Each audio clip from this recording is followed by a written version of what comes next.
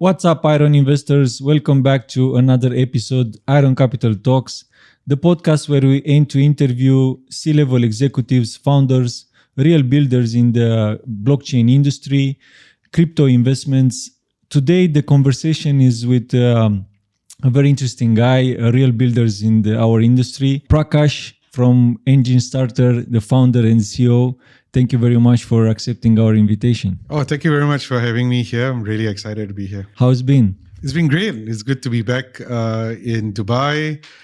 Clearly, the energy in Dubai at this time of the year is just amazing. But the traffic is really bad. There's a lot of people in town. But clearly, something big's kind of gearing up here in Dubai, and very excited to be here in the thick of all the action. What's hot now in the industry for you? Oh wow, where do I start? Right, in a very short term nowadays, events and stuff. Just a couple of weeks ago, we were starting to see the market kind of return. Very excited. Our own token did pump.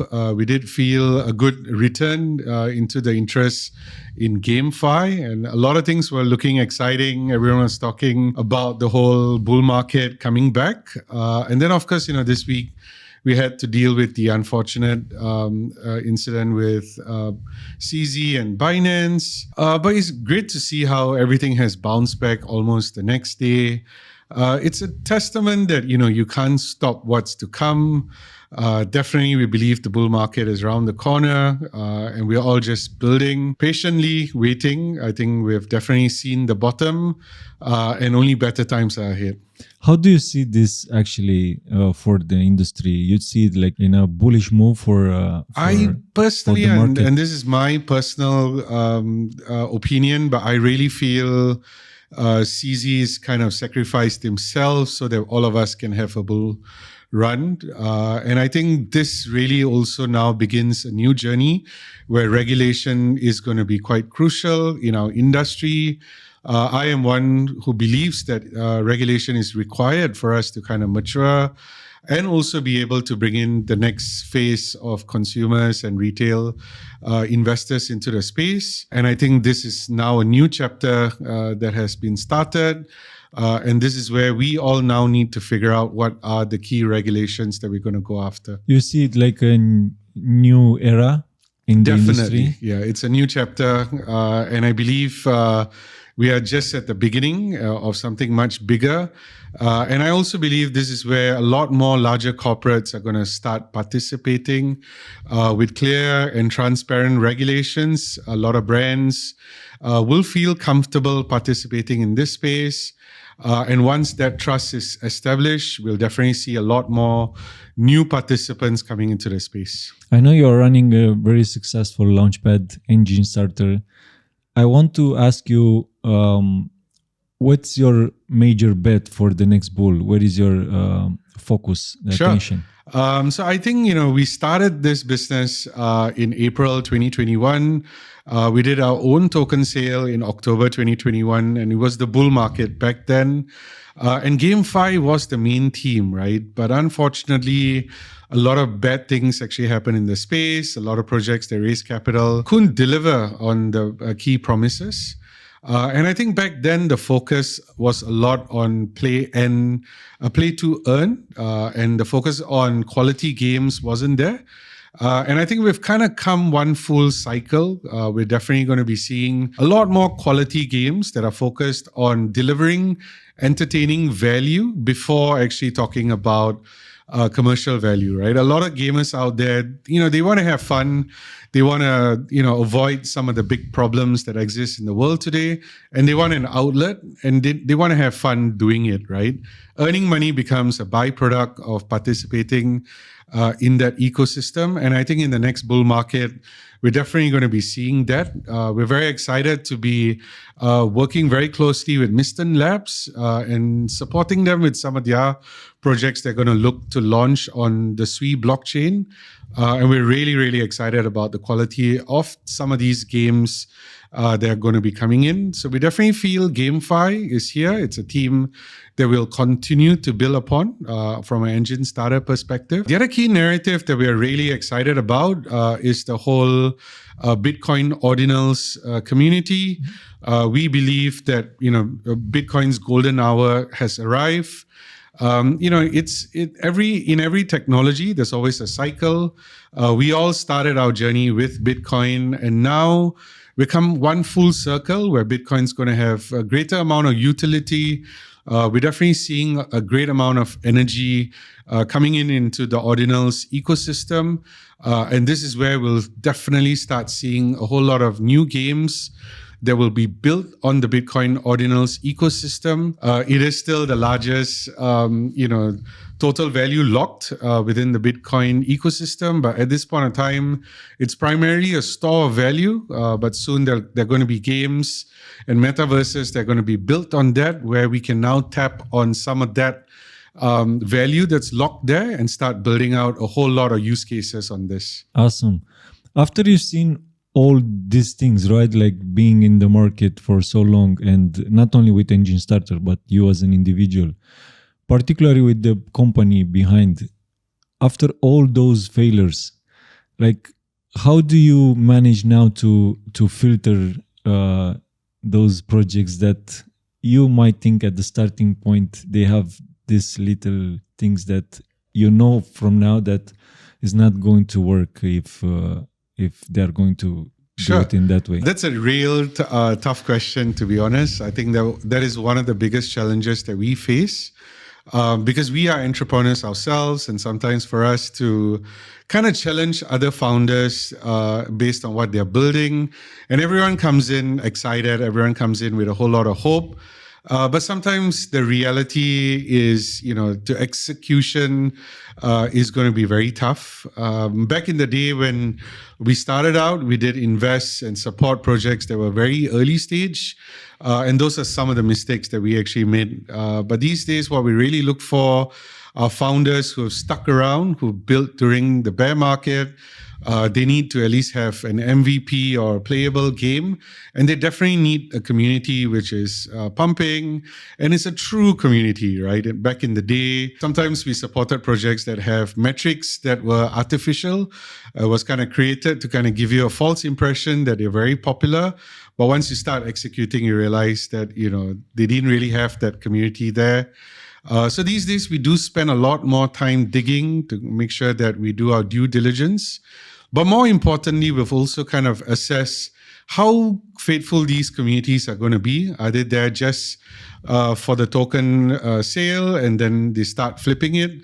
Or are they actually going to start playing the game? Are they going to be involved with actually helping build this game? Because in all honest reality, tokens actually play an important role in helping some of these early stage projects build and grow an ecosystem. But if all the investors that are coming in are speculative and short term, then none of these projects are going to succeed. And this is where we are spending a lot more time kind of building out with some of these founders. So from very early stages, you move a little bit in advance when the project has at least an MVP, right? It's not just a promising of we will deliver, we will do, right? That's right. And then you just measure the ability of the team for the execution. Agreed.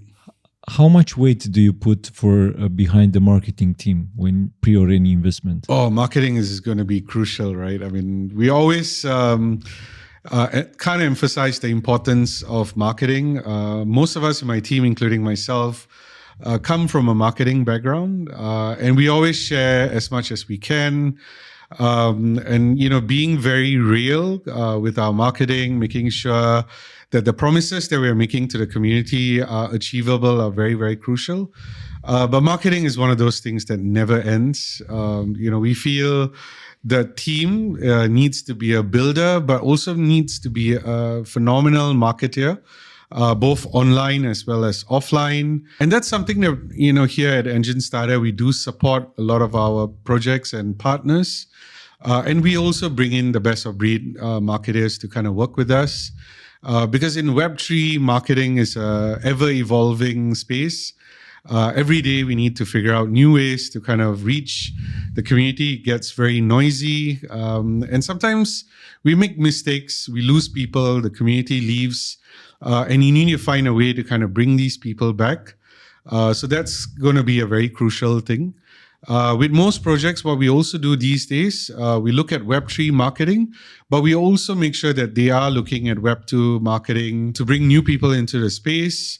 We're always constantly looking at data. Like on our own platform, we see a lot of growth coming in from South Asia. Our fastest growing market is India and Pakistan. And we start focusing to do a lot more marketing there. We work with key influencers there. We work with exchanges that are kind of focused on that.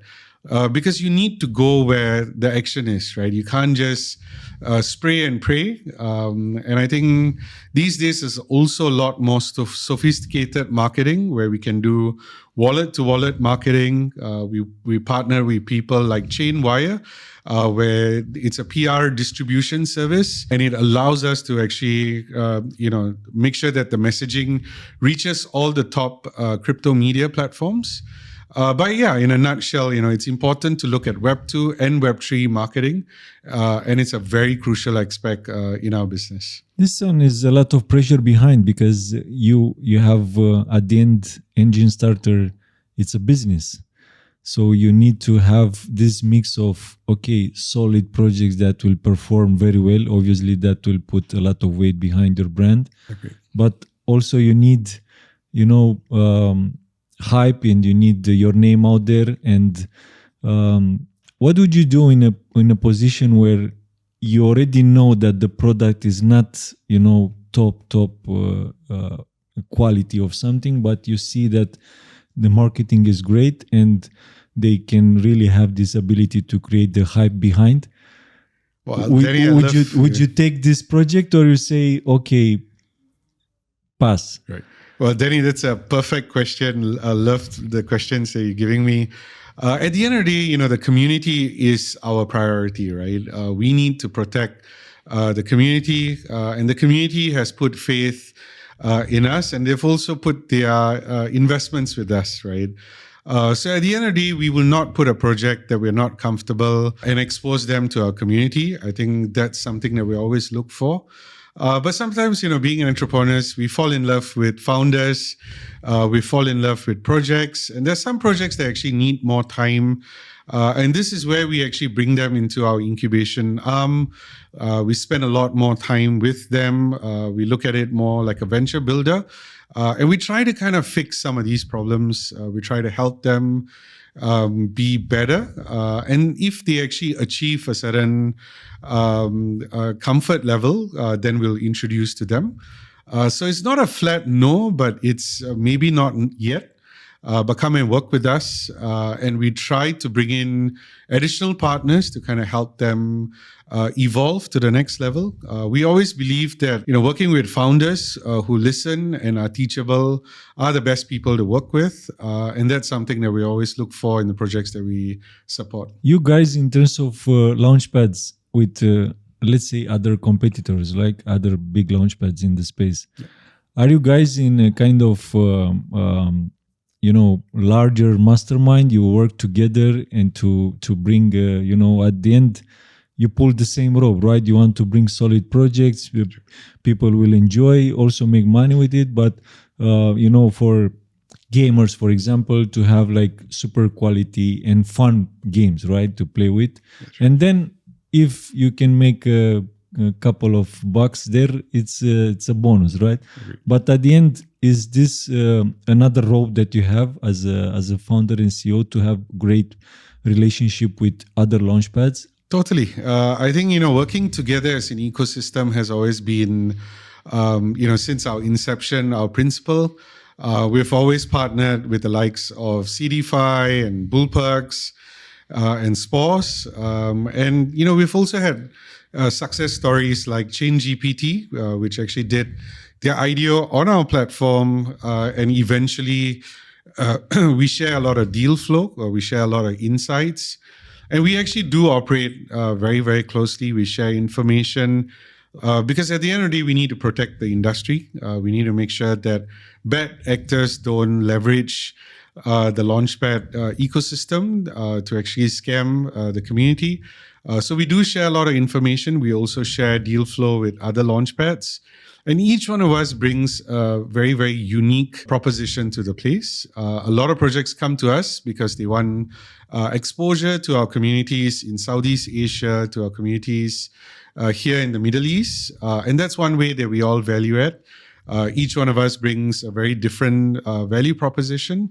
And sometimes some of us work earlier and incubate some of these projects earlier. And then we work with some of our other Launchpad partners to actually get distribution, and we share the deal flow. So to answer your question, we definitely are a very close network. We share deal flow, and we also share a lot of information about the projects that we are actually meeting. And it's very, very crucial for us to work together as partners. Absolutely, that's very important because obviously a Launchpad is a very key, let's say, point in this chain of successfully launching the project, right? Like once you partnership with the right Launchpads, you give like a very good chance. And gone are the days when the Launchpad is just, the short pre-workout right after, right before the gym session, right? Like just to give you the boost. Now, as you mentioned, you spend more time with the founders. You want to understand actually who is behind that project, what they really want, because at the end of the day, your community will come after and say, my friend, what are you doing? Like it's been a year and 1, 2, 3, right? Agreed. So this is very important that you have this. People should understand a little bit those behind the doors moves that all the founders actually are interested in the same, have the same interest, right? To have an impact in the industry and to bring value for the community. That's right. Because there is no other way to succeed. Yeah, the work never ends for us after the IDO. We continue to engage with them. We find new ways to actually collaborate with them. We do have a alumni program that all the projects that have actually used the platform, they become part of a smaller community. We share deal flow during the bear markets. We kind of got together, we kind of helped them with marketing, and sometimes we just help them to find collaborations together. So that's something that we consistently did during the bear market. And again, for us, the work never ends, right? Each one of the project that comes through our platform, we look after them like a child. Sometimes I feel like we're a shepherd, right? And each one of them is part of our flock, and we need to make sure that they are protected. We need to make sure that they are well fed, and hopefully we all come together and make something better together. I mean, of course, not everyone is going to survive the tough periods. But we feel that the more support that we can give them, the higher the chances of them succeeding. And even if they don't, then we find ways to kind of support them and maybe integrate them with some of the winners and help them grow accordingly. Can you name your biggest failure? As a company, I guess during the bull market, sometimes we did investments that we didn't do enough due diligence. Especially during a bull market, if you don't agree to doing a project in a very short time frame, you lose the allocation, and there will be others that will take that. And on hindsight, those were some of the things that we regret, because I feel sometimes, especially when you're investing, you want to be investing when you are done your due diligence and you have the peace to know that this is the right decision. But I must admit, at least at the starting point, right? Because that's the entire idea. But at the peak of the bull market, there were projects that were so hyped and everything looked great, only to realize that these founders, sometimes are very good actors, and they can tell us great stories. And there have been projects that we have done, that have, fallen into that. And I would say that that's one of the key things that we carry with us, and we hope not to return in the next cycle. So, comparing bear market with bull market, right? Where do you see like the bigger challenge to put money behind projects during bear market where the high quality projects are hard to find, or in a bull market where everything is like you are bombarded with projects and the volume is high, and then you have a very short time to put it into, as per bear market, to put it into DD, right? Maybe weeks, maybe months, because you have time, right? But then in the bull market is totally opposite. You need to take decision maybe in 3 days. We take this project or not? So, sometimes even within the day. Yeah. So where do you see like harder to deploy money, in the bear market or bull market? I would say definitely in the bull market, right? I mean, there's so much hype and it's very frothy. And it gets very high risk at that point in time. And we don't have the kind of comfort to kind of sit and understand the founders, kind of understand the journey that they have taken. But, again, I think in the next cycle, what we're really looking for are, AA, AAA game development studios that have, consistently delivered success and now looking to come into Web3 to harness a whole new ecosystem. And some of these guys are the ones that we're looking for. I would say in the last cycle... Tell me 3 projects that are coming right now, like a hurricane. Wow, on our ecosystem, wow, it's tough to reveal some alpha. But what I can share is, there have been projects that we are working with. They have consistently built during the bear market. And some of these guys come from experience of having been in AA, AAA game development studios. We know that they can deliver high quality gaming experiences. And now they've kind of understood what the Web3 ecosystem can deliver. And I think this is one of the key that we can look for. And yeah, I think I'll leave it there. Don't want to share too much.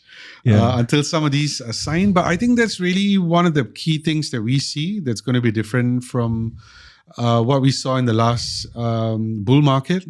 In the last bull market, there were a lot of small game development studios that were coming out of Southeast Asia, especially. They were inspired by some of the success that we saw in Southeast Asia. And they came together as small teams. They built, very interesting concepts, but they don't have the experience of having delivered a successful game. And sometimes games take years to actually deliver success. How long do you think it's the right time frame to put it into work behind a great game? I would say at least 2 years, right? And I think you need to have minimum, some kind of a following, and you need to have a track record in Web2 gaming before you can actually successfully deliver a game in Web3. And again, a lot of infrastructure is still not there in Web3. The whole onboarding of getting a wallet and buying, tokens is still not a seamless experience. We're definitely seeing a lot of improvement in that space. But I think where the big shift is happening today is there are games that are being built where they're not even telling you that it's a Web3 game. They're not telling you that it's there's going to be a token. They let you play. They let you enjoy yourself. And then if you decide that you want to engage in the Web3 ecosystem, you can set up your wallet proper. You can start participating in that ecosystem. That's where we see where the future is going to be. This is exactly the right path.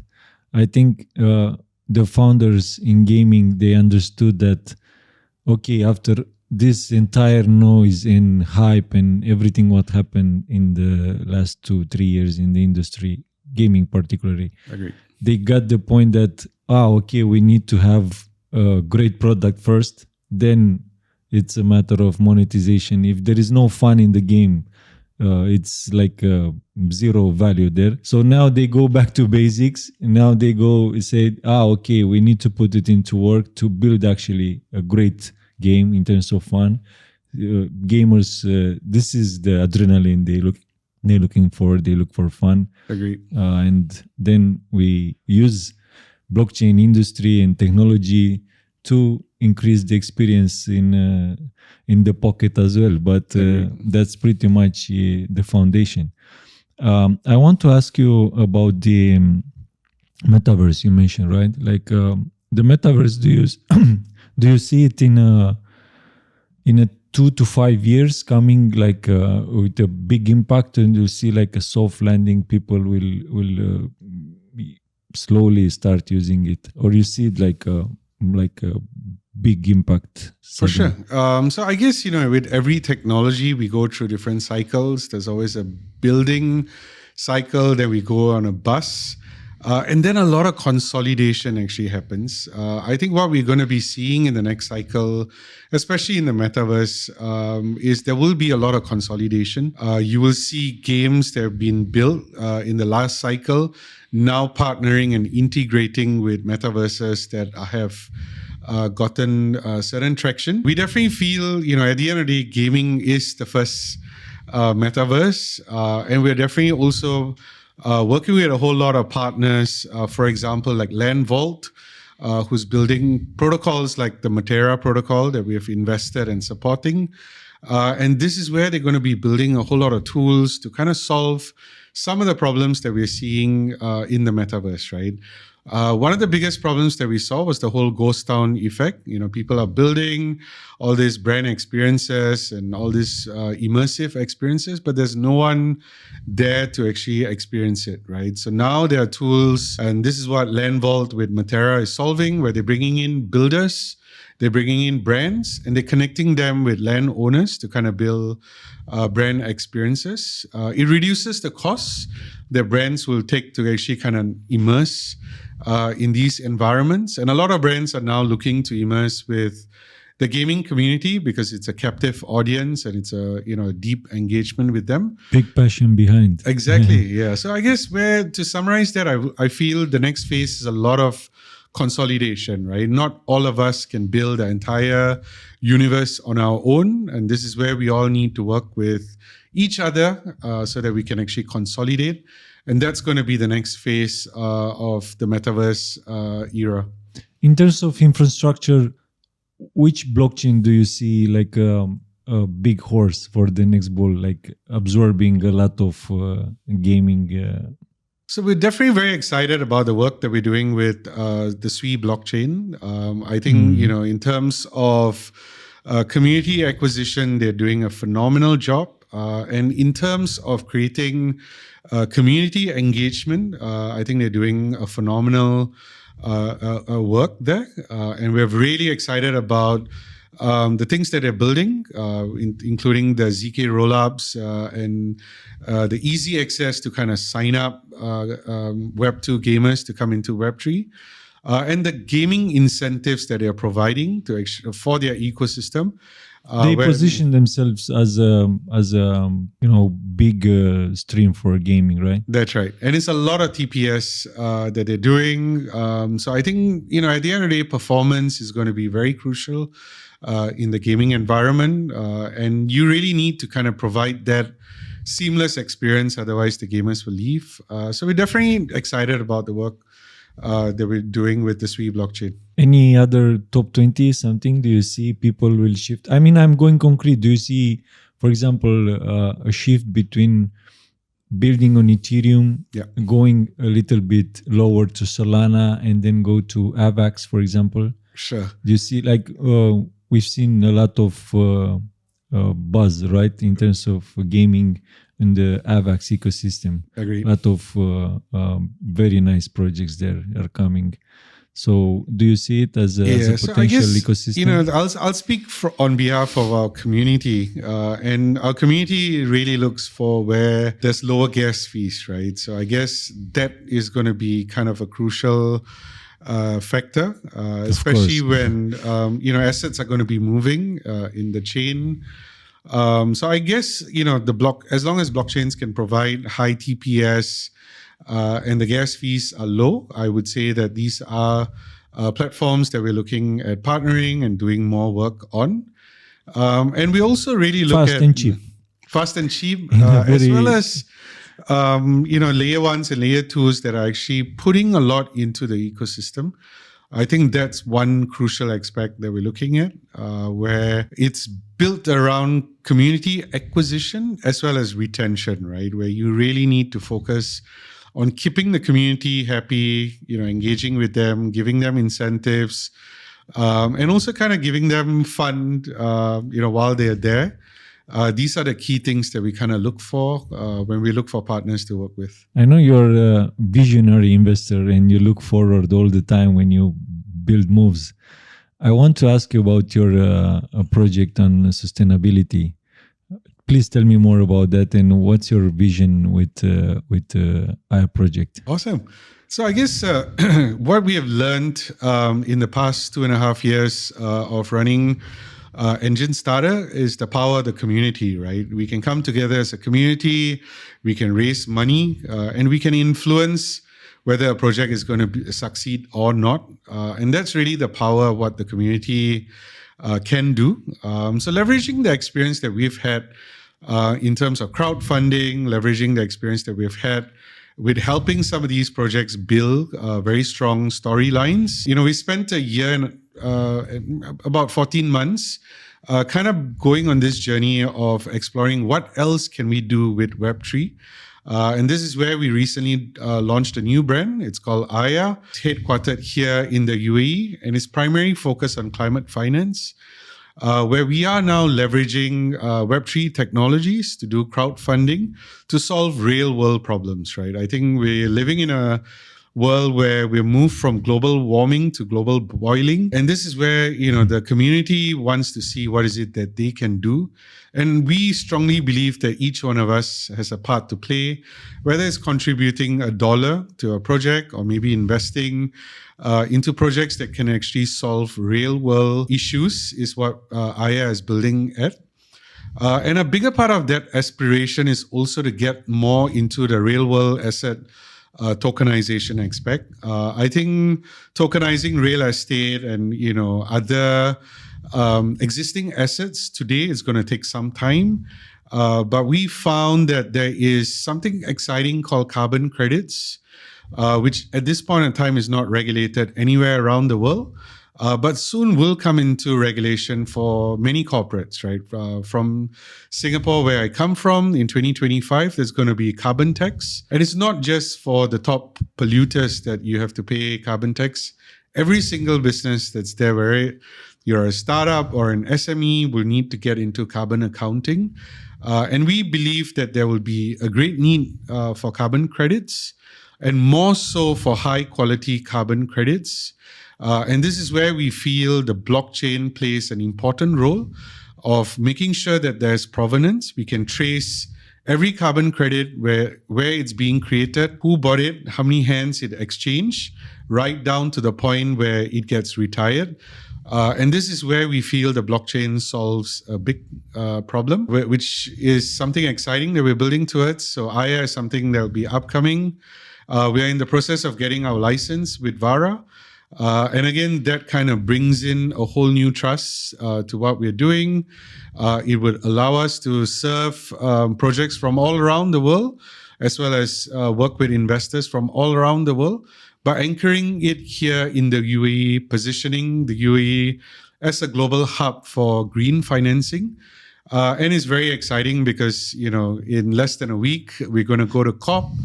And it's going to be, COP28 is going to be a big thing for the UAE, and I'm really excited about what's to come. But more importantly, as a company, we believe that we can deliver value, make money, and also solve real-world problems at the same time.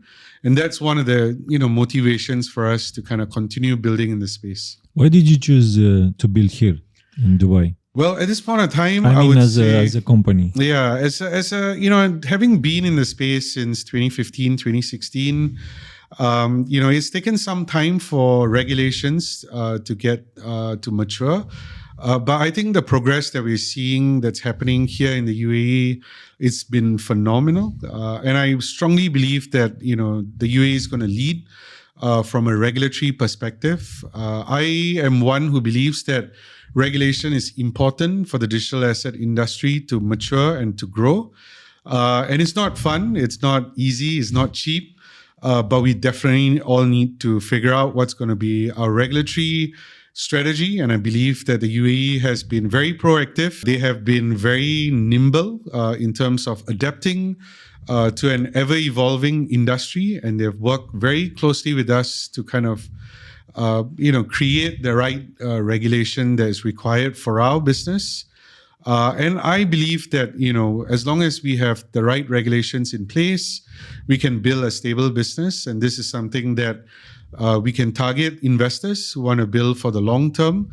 And is going to be very crucial in the next cycle that we are stepping into. I see that you have a real passion while you are talking about, not only about your projects, but the way how you see the entire industry and the impact you want to have. I want to ask you, what's your motivation behind, this front-end achievements?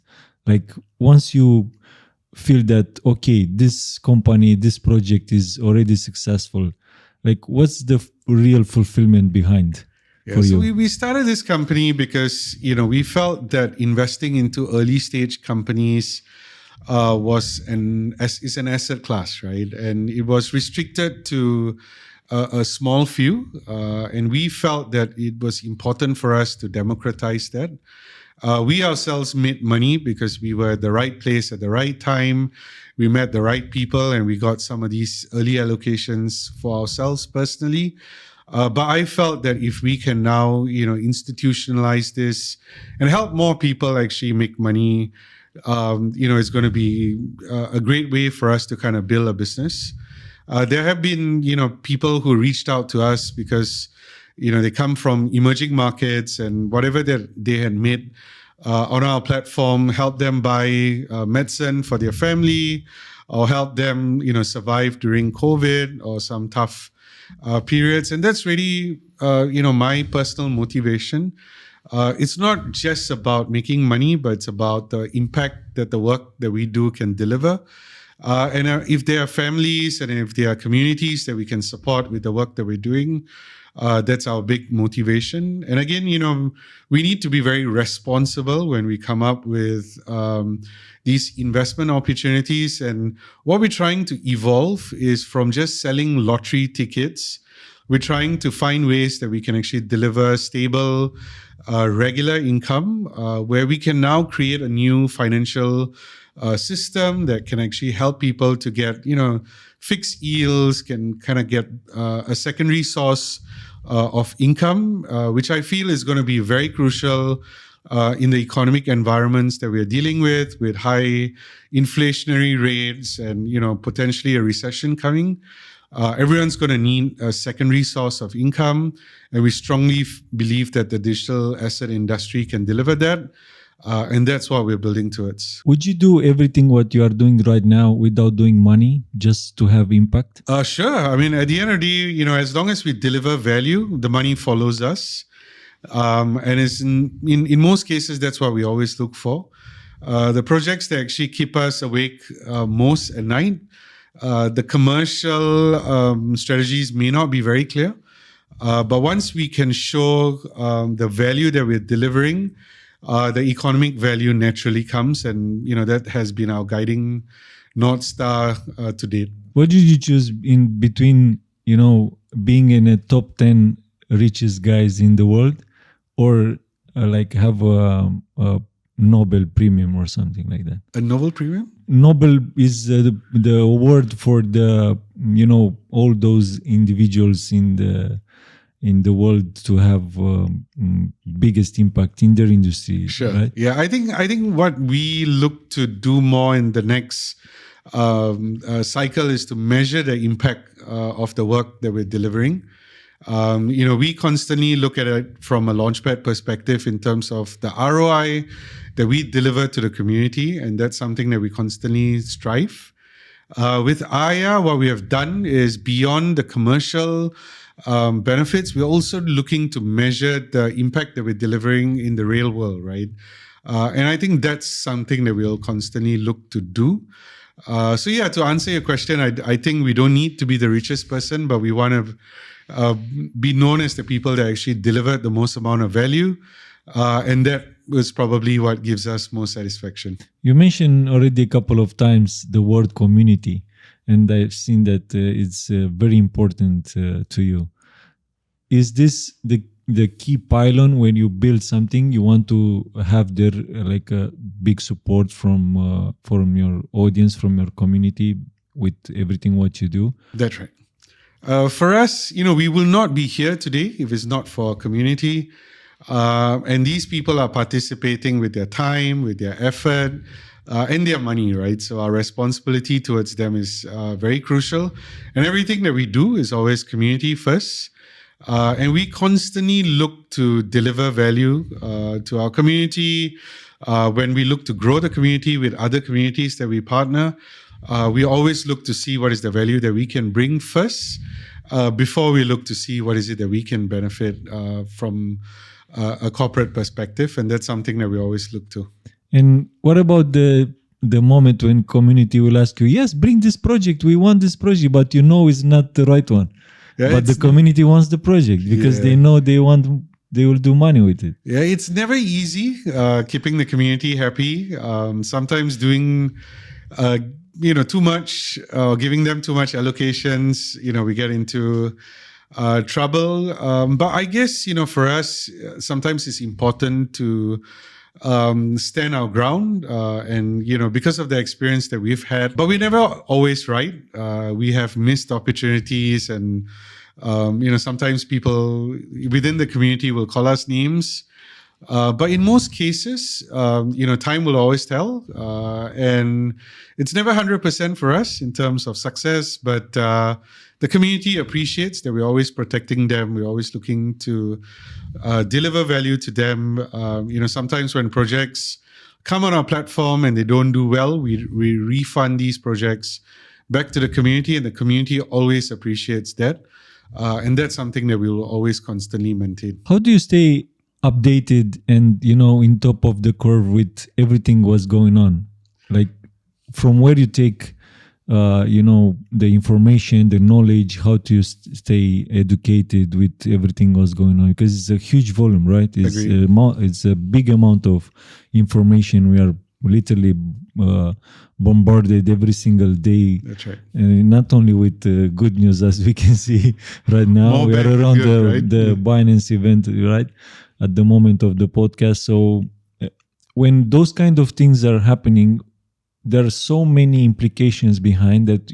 And at the end, you need to maybe reevaluate to how to position your company in the space, right? Because at the certain level, this kind of events have huge impact.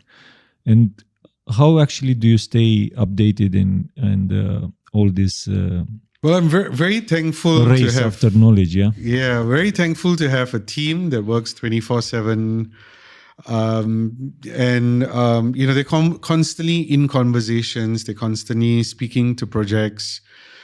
We rely on our network a lot. A lot of our VC partners do share a lot of information with us. They share a lot of alpha with us. And I think the real way that we survive and still are standing here today is through the network, right? Our network provides a lot of information to us, and it all is because of the open channels that we have. We're always approachable. We host AMAs, we host Twitter Spaces, and it's something that is very crucial in our industry, where knowledge needs to be shared, and we need to constantly keep ourselves in a very vulnerable place, knowing that no 2 days are going to be the same. Every hypothesis that we have today may not stand tomorrow, and we constantly need to be nimble about the way that we adapt to market conditions. And lastly, listening to the community, right? I mean, a lot of the information that we get is from the community. They're out there, they're speaking to people, and this is where we get a lot of information. So it's very crucial for us to have our ears very close to the ground and constantly be open to being questioned, to be challenged, and to be proven right in a lot of things that we're doing. And it involves a very open dialogue that we have with everyone that we interact with. I know you are a very well connected guy in the space.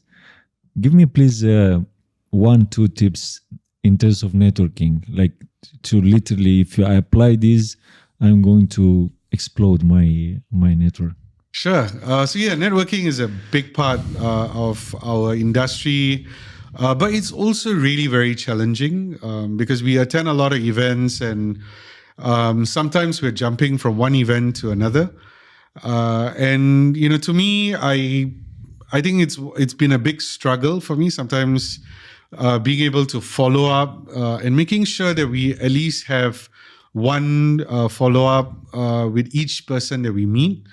And I personally feel, sometimes not every connection is going to be an instant, outcome, but sometimes being able to kind of help them by introducing them to other people or just kind of adding some value to them has always helped. So what personally I love to do when I go for a networking event, after I meet someone new, I like to introduce them to 1 or 2 people within the room. And to me, that is a way that I'm trying to show them that, look, by working together, we become a lot better, right?